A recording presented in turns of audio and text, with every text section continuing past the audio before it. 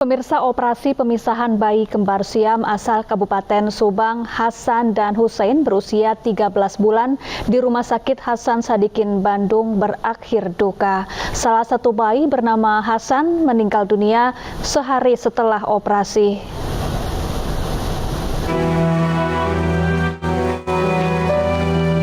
Bayi kembar siam bernama Hasan dan Hussein asal Kabupaten Subang, Jawa Barat menjalani operasi pemisahan di Rumah Sakit Hasan Sadikin, Bandung. Kedua bayi mengalami dempet di bagian dada dan perut. Selain itu, jaringan liver dan selaput jantung kedua bayi tersebut juga menyatu.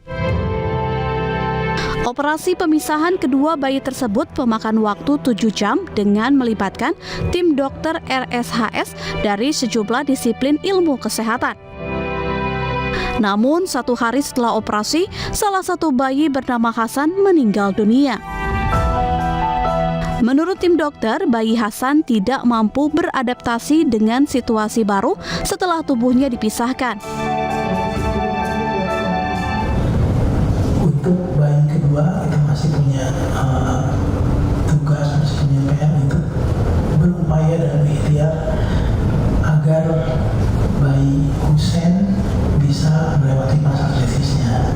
Tapi untuk saat ini dibanding dengan hari-hari sebelumnya sudah terdapat kemajuan. Saat ini tim dokter RSHS terus berkonsentrasi untuk memberikan perawatan sebaik-baiknya kepada bayi Hussein. Bahkan bayi ini kondisinya terus membaik dan mulai bisa berkomunikasi.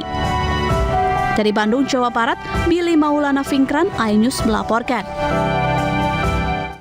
Sementara itu, pemirsa, seorang bayi di Padang, Sumatera Barat yang hamil janin di perutnya telah berhasil dioperasi. Bayi tersebut dalam perawatan namun kondisinya stabil.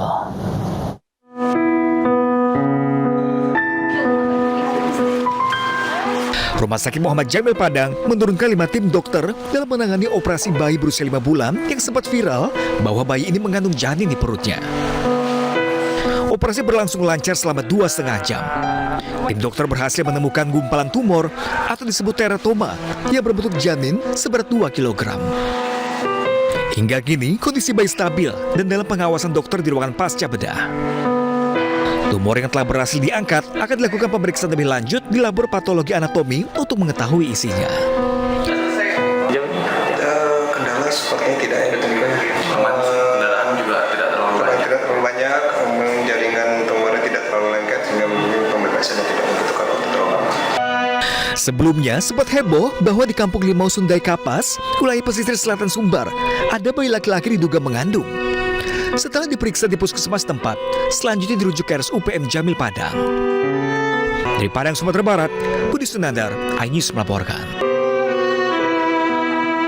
Pemirsa, data per hari Kamis kemarin, Kementerian Kesehatan melaporkan penambahan 2 kasus cacar monyet jika diakumulasi sejak 1 kasus ditemukan hingga kini total mencapai 17 pasien. 1 kasus di 2022 dinyatakan sembuh, sementara 16 pasien masih dirawat di rumah sakit. 16 pasien kasus aktif memiliki positif rate PCR 44% dan bergejala ringan serta semua tertular dari kontak seksual.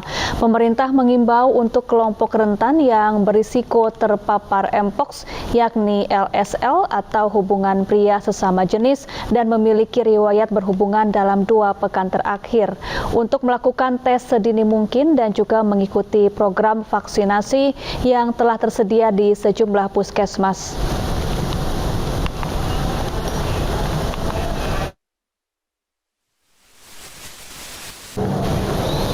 Dan pemirsa, untuk mengetahui penyebaran kasus positif cacar monyet atau monkeypox di DKI Jakarta, sudah bersama kami rekan Hadisti Arifah langsung dari Dinas Kesehatan DKI Jakarta. Halo, selamat pagi. Ya, bisa Anda jelaskan seperti apa saat ini update perkembangan terbaru? Apakah benar 17 orang telah terpapar di DKI Jakarta? Apakah ada penambahan lainnya? Silakan. Ya, selamat pagi Pram dan juga Syafa. Kasus cacar monyet memang ini tengah menjadi sorotan di Indonesia, khususnya di DKI Jakarta sendiri, karena memang diketahui kasus cacar monyet ini terus bertambah seiring dilakukannya penelusuran kontak di masyarakat. Kita ketahui awal mula kasus ini ditemukan pada Agustus tahun 2022 lalu, namun kembali ditemukan pada Oktober 2023 tahun ini, di mana hingga saat ini sudah terkonfirmasi sebanyak 17 orang yang terdeteksi dari kasus cacar monyet ini, di mana satu ini merupakan pada tahun Agustus 2022 lalu, dan 16 orang ini masih tengah melakukan perawatan dan juga pengobatan di rumah sakit. Dan untuk mengetahui informasi lebih lengkap, kita sudah bisa mendengar penjelasan dari pelaksana tugas Kepala Dinas Kesehatan Provinsi DKI Jakarta, Ani Ruspitawati. Update kasus di Jakarta sampai dengan hari ini, kita sudah menemukan 17 kasus positif monkeypox. 17 itu merupakan akumulasi ya dari kasus pertama pada tahun 2022. Jadi yang di 2023 sendiri kita ada 16 kasus. Dari 16 kasus itu kebetulan semuanya adalah laki-laki dalam rentang usia antara 25 sampai dengan 50 tahun. 14 diantaranya ada KTP DKI, domisili DKI, tapi 2 pasien lainnya itu berdomisili di luar DKI, tapi memang semuanya kami temukan karena mengakses fasilitas kesehatan yang ada. Ya, begitu Pram dan juga pemirsa perkembangan dari kasus cacar monyet ini. Dan memang kita ketahui bahwa penyebaran ini memiliki potensi yang cukup mudah, di mana penyebaran ini bisa terjadi dari hewan ke manusia maupun juga dari manusia ke manusia lainnya. Hingga itu maka pentingnya untuk masyarakat mewaspadai kasus dari cacar monyet ini dan menjaga kesehatan, kebersihan dan juga reproduksinya.